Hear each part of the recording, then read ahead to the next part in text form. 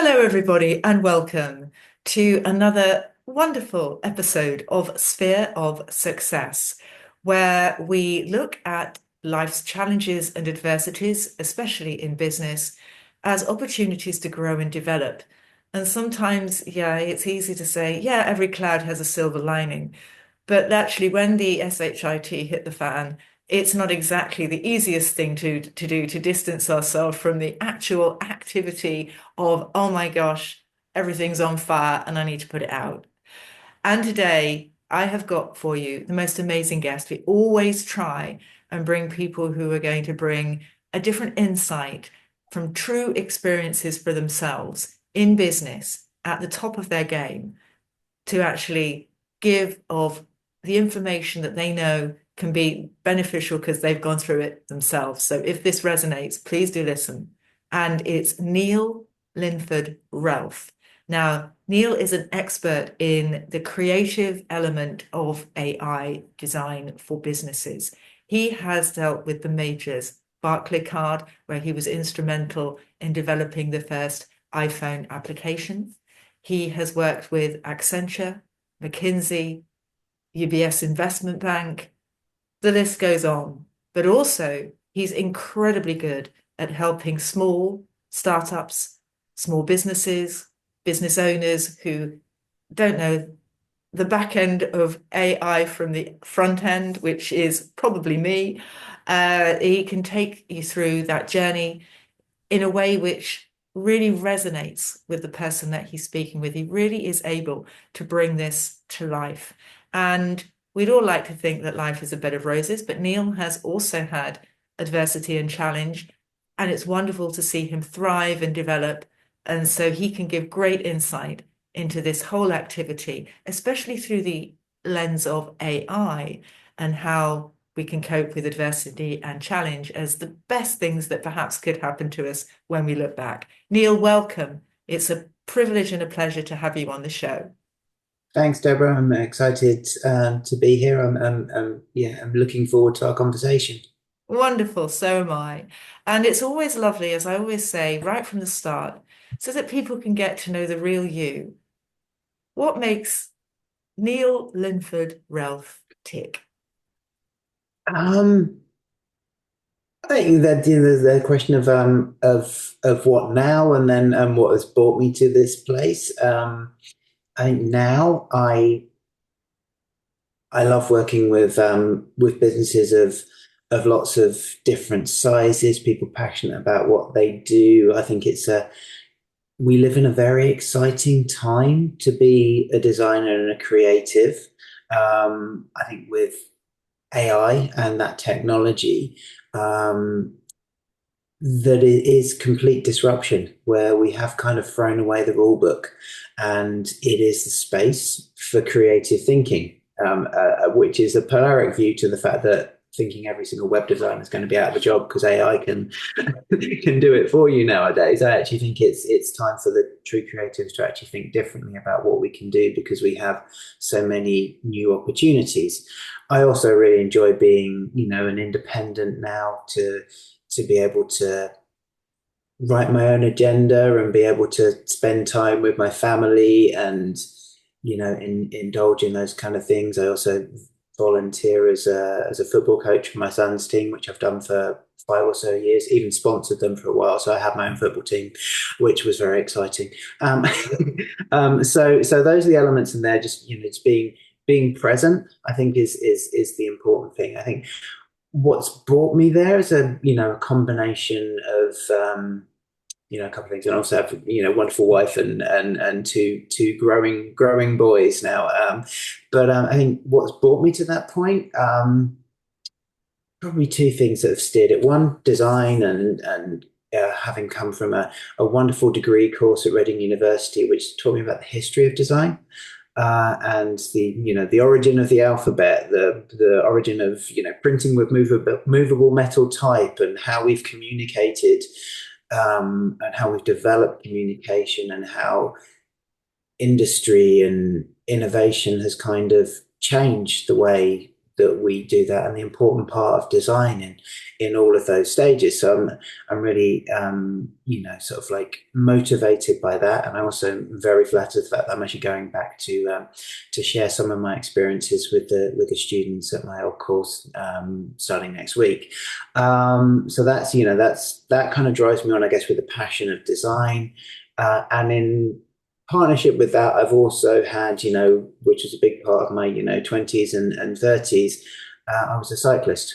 And that is, racing cyclist. I had, experienced things at a reasonably good amateur level. I've raced against people who have won Olympic medals and, have been in the Tour de France. I might have beaten them when they were having a rest day or an off day, but it was amazing to be part of that and involved in something that was such an exciting level. And I look back at it and just go, oh my God, I've got a picture of myself racing down the Mall with with some fairly famous cyclists around me, just going, oh my God, that was amazing. So to be in such, to have had those sporting experiences was great. And I was never that good at the sport at school, which is which was quite cool to actually then find my place and develop that for university. And those two things have taken my life in interesting directions.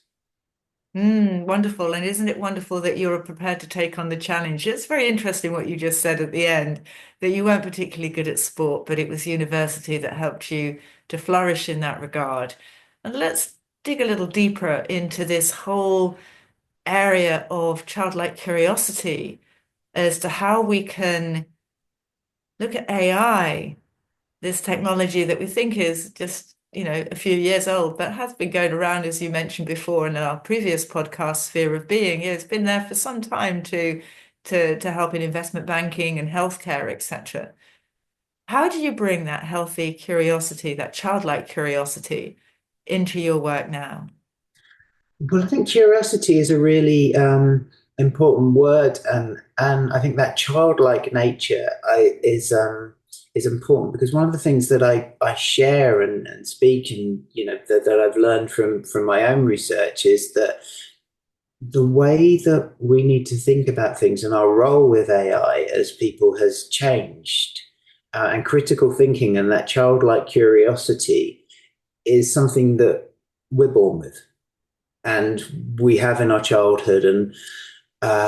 And no offense to our Victorian-based education system, but we slowly have it beaten out of us as we get older, where where we're told to conform, we're turned to lol facts, we're turned to do all these kind of things. And critical thinking, all of the things that we used to learn, and that's this wonderful story or analogy I heard, is that our education system teaches us to almost be like lawyers. A lawyer kind of spends their time learning and they're full of all these legal facts. And then when you have something where you might require a lawyer's help, you go to them and you ask them a question and then they tell you that fact.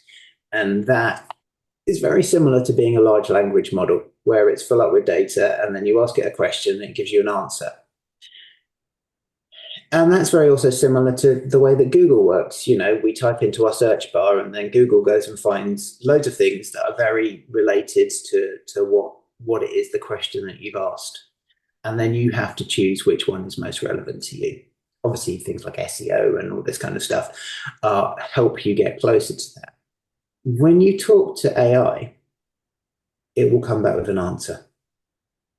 It will come back with an opinion. Obviously, that opinion, that answer has due to the algorithms that are running. But it comes back and it tells you something and it has an opinion, or rather, it will give you a summary, which obviously has a certain perspective. Our role with that is now to actually go, really? Is it? Do I agree with that? What's my next question? What is that, but why? not to bring out the 7-year-old child in that, but why? And I think that is our new role. So I think where our position is actually has moved from being required to be a source of data to be intelligence is measured by what you know. to it being done by how you think. I think there was a term of phrase I heard this week actually is that, you know, people would say, "How intelligent are you?" Which is almost like you go, "Well, I've got a university degree, I've got this, I've got that, I worked here, that, and the other." You flip that question and go, "How are you intelligent?"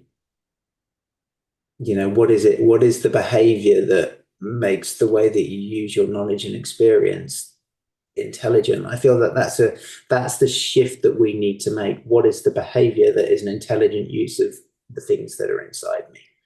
And I think that's an important thing to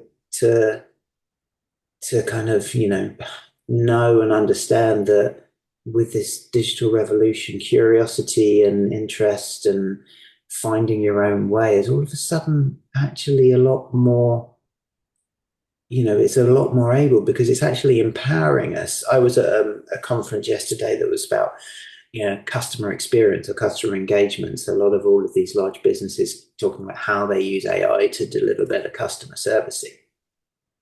The bit that I wanted to add to that conversation was, well, what happens when the customers have AI?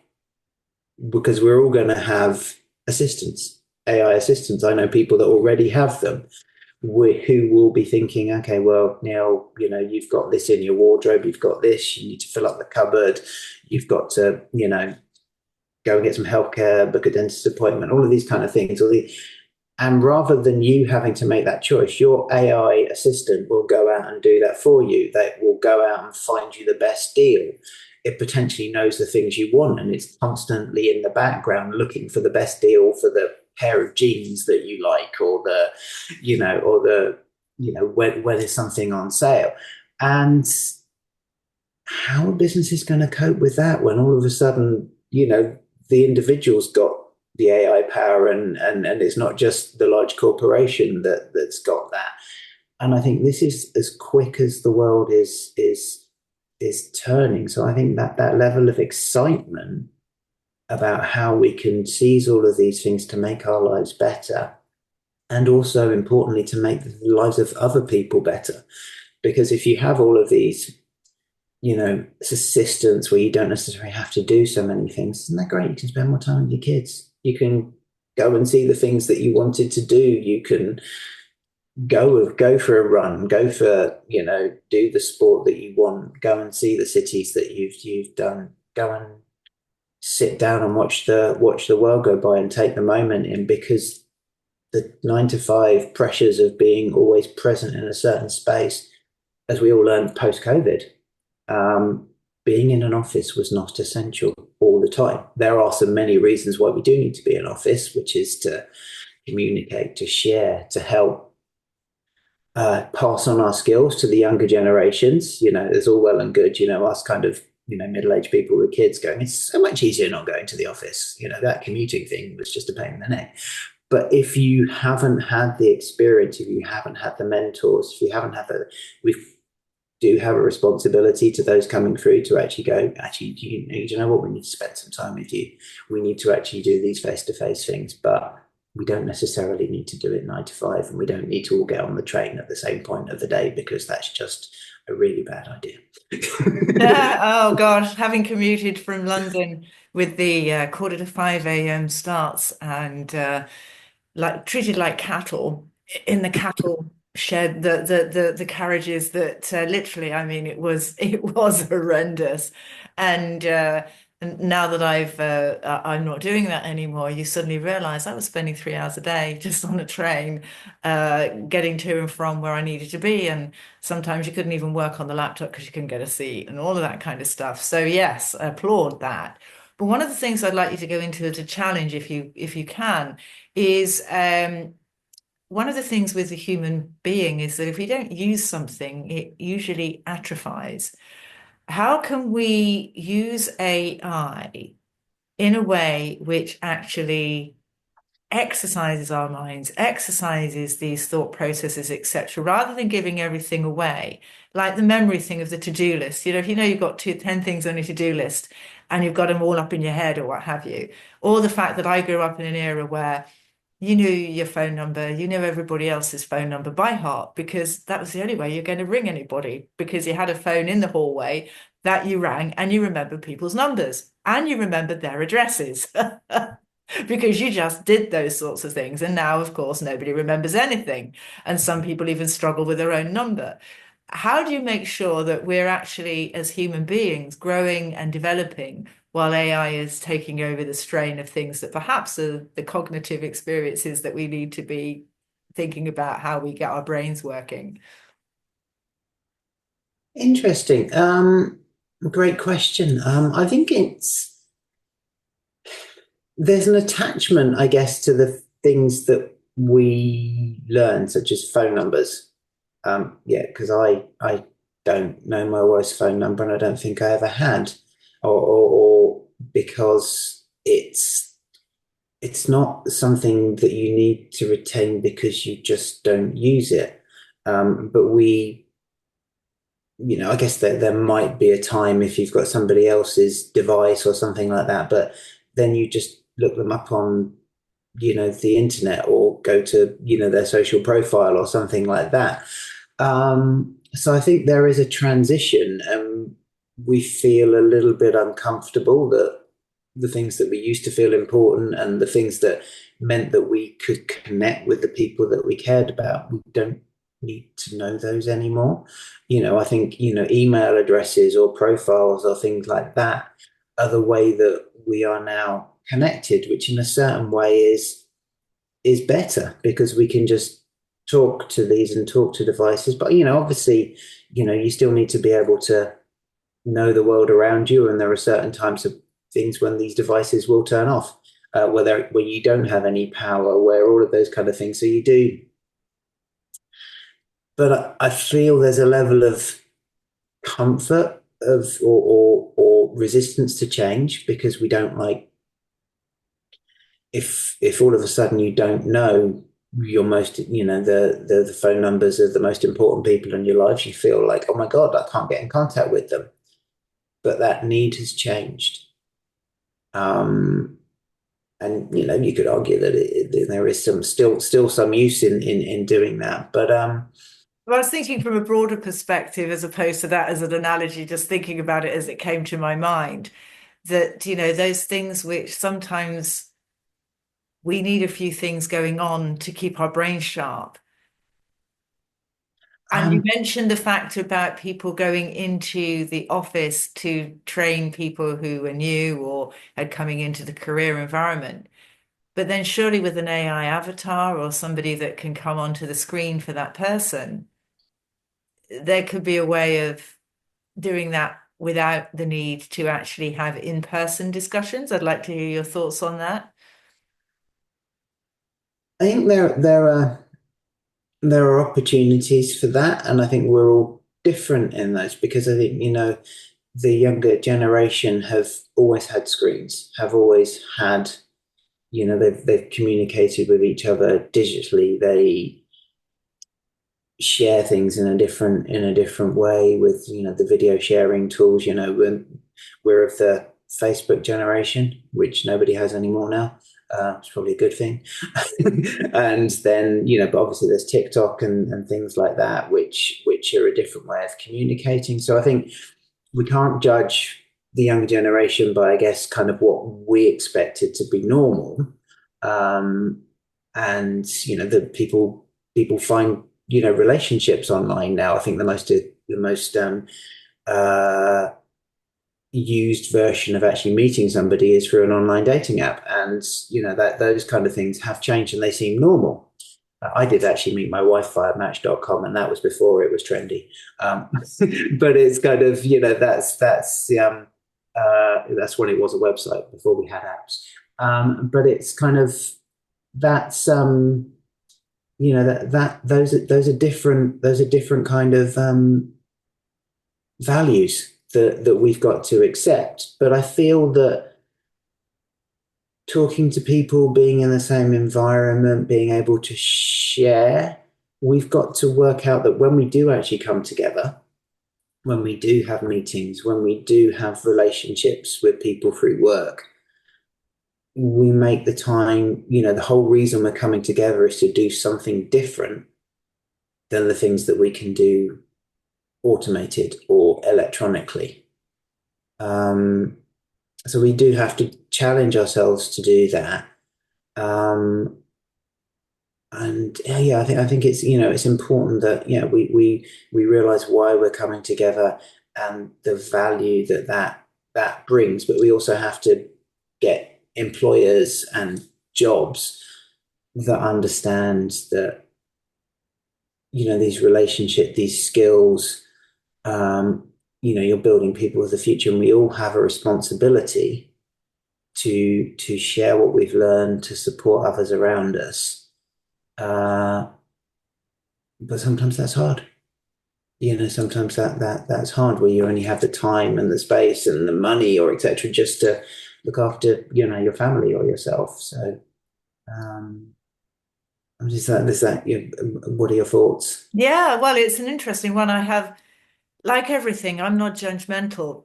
I learned a long time ago that things happen and they happen, and not to put a judgment on it, excuse me. But the interesting thing is, it will go along the course that it goes. And I'm of a certain age and demographic in this world that isn't, coming out as a young person. And so I don't look necessarily through the eyes of a young person in that regard. And what might seem alien to me might just seem very natural to somebody who, is coming up as a child now through school, etc. And their view of the world is going to be different. And thank goodness, because if we didn't have that view of the world, everything would remain the same. We'd still be trotting around in horse-drawn carts and things like that, and no medical care and all of that. Some might say great, some might say not so great. But ultimately, wherever we are, we do need to have that evolution within humanity. So I have no judgment either way on most things, actually. I take my guide from where I take my higher power, and that's all fine. But at the end of the day, it's a very interesting dynamic to see in AI where the human element actually comes into play, and where the importance of that is in the relationship between ourselves and the technology. And as we are social creatures, as we stand together talking together now, human beings thrive with being with other people. Now, I'm an introvert, and actually, I don't thrive so well being with lots of other people because it's not my naturally go-to environment. I could be online all day, every day, never feel lonely, be completely happy. Somebody else I know would be absolutely devastated. And as soon as COVID allowed the restaurants to open, I think they were probably the first one in the queue to get into that restaurant so they could eat with strangers. I mean, literally, they were craving human company. And so, again, I think we're all different in our own makeup as to what makes us thrive and what doesn't turn us on so much. But I do think that it'd be interesting to hear from you the challenge about where does the human element come into AI, and how you think that that will impact us moving forward with the technology. I think that the human impact my side of it, I think we need to seize the opportunity that go, okay, AI is not going to, it's going to do a lot of the boring things that we didn't, or it's going to be able to enable us to do the things that we want to do or things better than we could because it takes care of a lot of the humdrum stuff that we used to have to do, or it can give us answers or that we never had. I had this wonderful description. Say, if you were to, people come together to share ideas, to get to know each other, and to across, skill sets. So if you had lots of scientists and physicists and medical people coming together, they come together to share what they've learned, the research, the incredible things that they've done, but they're incredibly specialized. And they come together to share them. And, it's really difficult for no matter how intelligent you are to understand the research and the knowledge that every individual would have, which is why we come together to do those things at conferences. What AI imagines us to do is, or enables us to do, is to just imagine you could get all of the facts and knowledge from some amazing people. So it'd be Sir Brian, the Professor Brian Cox. You would get Nelson Mandela. You could get Bob Dylan and um, sort of like Usain Bolt. All the kind of knowledge that you would have around that, and you could put all of that into one database and then ask it a question, and it will come back with the best kind of thing. So, what would be your, fantasy celebrities or famous stars to actually build the ultimate kind of, AI database that could give you an answer from their skills and experiences and attitudes. That's amazing. That's truly amazing. Our bit is, well, what do we do with that answer? What do we do with that knowledge that we could never have had before? And I think it's very similar that I learned in my education. It's kind of, we went from manuscripts that lived in libraries that were knowledge was power, and, the churches had all of these kind of things. And then, we had the creation of movable metal type and the 42-line Bible from Johann Gutenberg. And at that time, it was the devil's work. And we saw it as that. And then, the empowerment of the press. We had the Victorian presses, and we had all of these posters coming up, and there was design that came through that. And these wonderful, Victorian letters that came. And there's a really interesting fact about this, a typography geekiness. You've got these really big block serifs or block letters you see in the Victorian posters. There was a level of statesmanship in that, because if you had a bigger, bolder letter, that meant you had a more quality press, because you could only get the coverage of that if you had a really, really high quality press. So therefore they were showing off, saying, I've got a better printing press than you. And that's why they made the letters wider and wider. So people will always be people, and express that through technology. My letter's bigger than yours. Yes. Indeed. But it's amazing. If you look at that, I think we learn so it makes us feel a little bit more comfortable with the change we've got to deal with now, because we have been through very similar things in history, where the world that we know and the structures and the way of living has changed so fundamentally, and knowledge and access to knowledge and access to new social structures have changed. If we look back and see how that was dealt with, and what happened to that, people are still going to be people, and we don't change an awful lot in regards to, I think, our 7 virtues and 7 deadly sins aren't really that different if we look at what we did back in medieval times, and also what happened on Facebook. We were fairly predictable. um, so I feel that kind of, gives us a learning from our history should give us a bit more of a confidence, but also direction in where we're going and how we can deal with the challenges and changes that we're have the opportunities now. I like to think of it as an exciting time. Somebody's thrown away the rule book, and we can start writing our own. And hopefully, and we've got to have a good conversation about, well, what are the best for us? What are the best for our kids? And what's the best for the community that we live in? Because we all want those things to be good. You see, this is interesting, because ultimately you've seen the changes ring throughout your career within the design element, and now within the creative design, that AI can bring value to business. And I'd love you to focus now on how you are actually in the sharp end, how are you helping people to overcome some fear maybe of the unknown, that challenging time that you don't know if you're investing something the next 5 minutes is going to be out of date, and what do you do then? So I'd love your views as to what you're actually doing now to help the people, the business people that you're engaged with. For me, it starts at there are two factors that will influence that.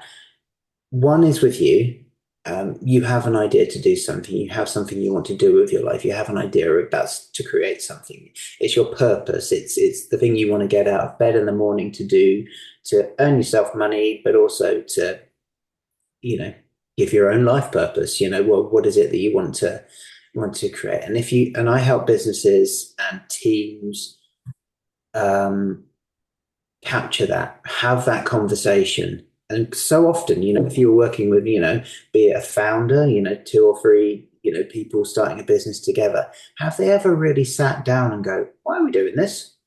What do we believe in? So often that conversation may not happen.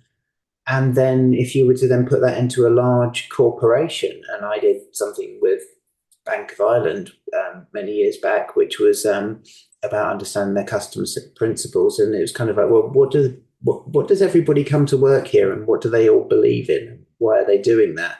And it's so rare that conversation happens. So I help people have that conversation, be that at the very beginning of what they want to do, or to helping larger corporations, larger businesses reconnect with the culture that they have, or to try and build a culture that they want to move them forward. Then there's the customer value side of it. Because no matter what we do with AI, with technology, with product and service design, there's got to be a customer value. People have got, whatever you do has got to add value to somebody's life, be it something they want or desire as a product, something that is useful to them, be it like a banking service, an app to monitor your energy usage, whatever that would be, something that could be quite utilitarian. But it's got to add value. It's got to be, I guess, to be a successful business, it's got to be better than competition. But people will only choose things that make their life better, that improve their own human experience, for want of a better term. So I think in separate, giving businesses and my clients confidence is, what's the purpose? What's the value? Everything else is just joining those dots together. You have to obviously make sure it's financially viable. You have to make sure that you're building the right IT systems. You've got to make sure you're building the right team, and you're bringing the right skill sets and the right. All of those go back to purpose and value. And I think that's what I've learned, and I can help businesses have that conversation, build the capability themselves, or support them where they need support in that journey, from the thinking through to, I do still love the designing side of it. I can, spend hours talking about letter spacing, type and colors and things like that, because that's where I started, and that's what I built on, of being able to actually create designs that, you know, people enjoy, people resonate, people connected with. I see when people start talking about things, or creative problems, my brain starts drawing pictures. The second people start doing that, that's what I've been blessed with. I've been, but I see shapes, I see patterns, I see all of these kind of things. What I can't do is, I'm not very good at spelling, so I'm really pleased that Grammarly's there, because and I'm also really awful at learning languages. So if I was to get a skill that I could do, I'd love to be able to learn languages. But my brain, a language is something that I can't. I need to see it. I can't see it. I'm sure there's a way of doing it. I just haven't been in the right Well, you've life. got other talents that far outweigh your area of development there. And it's interesting to see where you have, because it's all about getting that idea and fleshing it out and seeing if it works in principle. And sometimes getting that moment where you go, well, you know what? I thought I wanted this, but really now I've talked to you, Neil, I can see I want this. And it's like, okay, now we're getting somewhere. And I love the fact, and I will say to everybody, please do be in touch with Neil if you have an inkling as to the fact that you've got a seed of an idea. You know, you should be doing something, but you're not quite sure what. Neil is very good at taking quite difficult concepts and actually structuring them in a way that can be broken down, so that you understand that you don't have to have a degree in AI or anything like that to be able to speak with him, because he's very much hands-on, in a sort of a roll his sleeves up and get down and dirty with you, so that you can actually grapple with the issues to hand, knowing what you want is your purpose, what you want to have as your added value, and help you through that journey, but also to see which is the most rapid, most effective use of your investment, because everybody in this world at the moment is clamoring for your business and it can be easily pulled off track. And I know that Neil is very good at seeing the bigger picture and helping you define where are you going to be, what do you want holistically within your business, and he can build you that package, and to make sure that you're not putting little bits here and little bits there and fixing it together and not quite knowing what that bit's doing, that he can build this cohesive unit for you so that you're far more cost effective, and the time spent and the disruption spent doing it is absolutely minimized. So do have a chat with Neil. And Neil, what are you seeing in the forefront of the work that you do? Obviously, it's changing every moment. Is there something now that you feel is exciting on the horizon to be looking out for? I think so there has been a change. I think, we this time last year we were talking about AI and it was on the horizon, and a lot of attention's been given to generative AI, the chat GPTs, the image creation tools, the chatbots that go wrong, and things like this. But this is tabloid stuff to a lot of the. I think there's an understanding, now that hype has begun to calm down, and once we've got over the whole kind of Hollywood concept of Terminator versus all of the other things. Somebody put up a picture of 2001: A Space Odyssey. How wrong was that? 2001, we were definitely not in space, but to the same, but it's all of these kind of things sold a lot of articles, made a lot of advertising space. A lot of this kind of thing that was great clickbait. Where we are now is that we're beginning to come to terms with it, and it's beginning to impact in people's lives, and it's appearing on our new phones. Apple Intelligence. They've managed to rebrand that, but they're very clever. But it's kind of all of these things. It doesn't seem quite as scary as it was. What I'm seeing and what I was talking about with kind of peers is that the things that we need to help people with are processes and frameworks to help them build and grow with this technology change that is going to happen so quickly. I don't know what's going to happen in the next 6 months. I certainly don't know what's going to happen in the next year.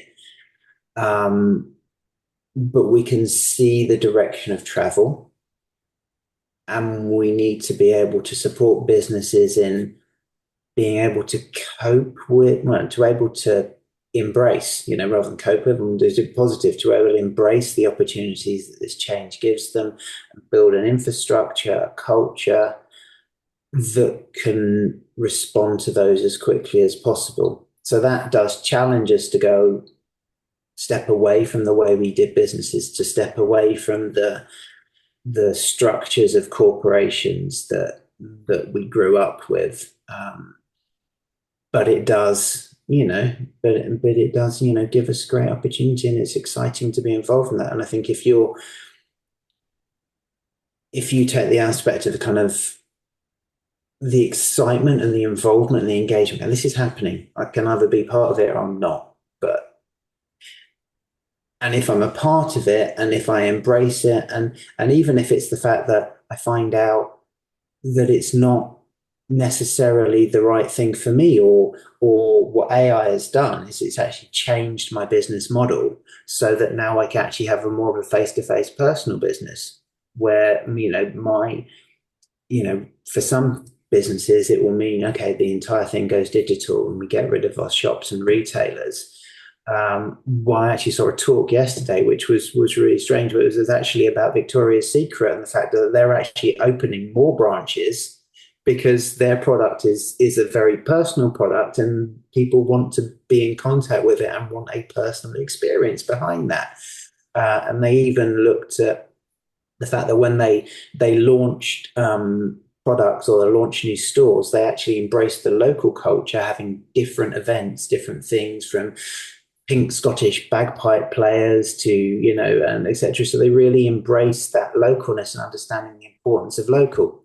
They even challenge the thing, which I love. I've got to do a Facebook post about this, where being an American brand, they call ladies knickers panties. Well, they were sort of like, and they said, well, what do we call them in England? It's knickers. So let's call them knickers because we want to embrace what's local to us. We want to kind of do all those kind of things. And I thought that confidence to actually go, these are the important things. These are what people relate to. And granted, I never actually thought I'd be talking about Victoria's Secrets on a podcast about AI, but there we go. That's the serendipity of life. But it really did inspire me, that confidence to go, let's be local, let's be personal. And I think AI gives us the opportunity to actually be more local, more personal, because we can have conversations. I think conversational design is also another important thing to do. And I've been involved with, conversation design is not something that's hit the mainstream, but is an important part of AI because it's how do we have a conversation with technology? How do we design a conversation where there are responses, where you've spoken to chatbots, which are, early stage conversations, where they will pick up the empathy in your voice. They will understand what it is you're writing and they will come back with a response. And as these things mature, they will become more empathetic. There's some amazing things happening in healthcare. I saw this app for one that looked at depression, which was actually a virtual human. It was a chatbot with a face, but you could give that face body movements or body language. There could be facial expressions, which are all things that we look for in communication. But then if they've got a camera on, they can also see, am I, as the person at the end, looking stressed? Are they looking depressed? Are they, what are the things that we're expressing? Because when I say 90% of communication is not with our voice. So how are we using AI? And what that does, which is really exciting, is that you could have these virtual humans as a front line to healthcare that can actually really pick up, okay, who's really in trouble here? Who's on a pathway? If you're talking to somebody, all of a sudden they've gone from being somebody that's a bit upset or they've been challenged, all of a sudden you're noticing, okay, this is a real moment of difficulty. This person has gone from this point to this point, and we've managed to pick that up by the tone of voice, by the body. Then all of a sudden it gives us that opportunity not to let people fall through the cracks so that we can get our very strained and underfunded health service to actually go to the point of critical need because we've had technology you be that front line to actually help us understand where we need to be the most at one particular time. That stuff is This is brilliant, and this is the thing, anybody thinking, oh, AI, I'm not a fan, or I think it's marvelous. The fact that it can do something as wonderful as that, save lives, initiate response from people and get that frontline response dealing with other things, and then the priority one comes along and that takes precedent. I think that's a wonderful opportunity. And also the fact that this conversation, this whole area of bringing that conversation in, and I just know, and this is going to sit seamlessly with the next segue, is to have a conversation with you. Because at the end of the day, you've got nothing to lose by having a chat with Neil. And I know that we've spoken, and he's just the most delightful person to speak with. The whole history, his experience, etc., is second to none. And it's very worthwhile having a chat with an expert with compassion and values and thought processes that people count. And we're here to develop human beings for the best benefit that we can. And I know that Neil sits in with that. And if he can help in business, if anybody's stuck or struggling, where to turn to, who to speak to, Neil is an excellent first point of call. I would say, do have a chat with him. And Neil, just very lastly, because I'm sure people would love to be in touch with you, how can people get hold of you? The best way to get in touch with me is via LinkedIn. So searching for me on that. I'm the only person with that name. So that's good to do. I also have my business, which is the design business. So the designbusiness.uk. You can find me there. But yeah, always open to for a conversation to hear about people's businesses, and if I can help, then that's fantastic. And if I'm not the right person to help, I love to connect people with other people so that they people can succeed in what they want to do. Oh, Neil, thank you so much. It's been an absolute delight and a pleasure to have you on the podcast. And each time you come on, I learn something new. And I know that in a world that's changing, change can be a scary place.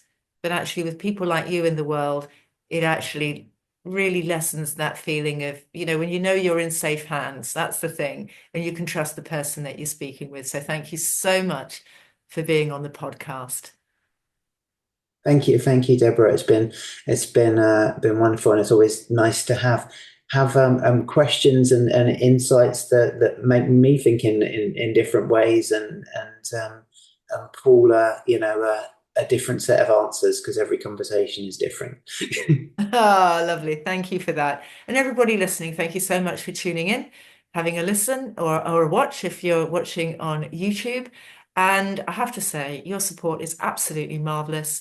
Really couldn't do it without you.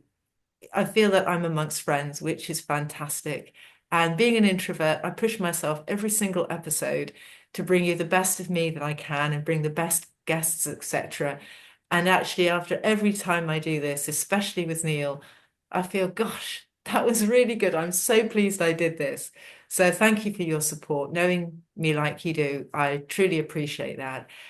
Subscribe, like, and comment and share because that gets the word out to somebody that just might think, you know what, this really absolutely hits the spot of what I need right now.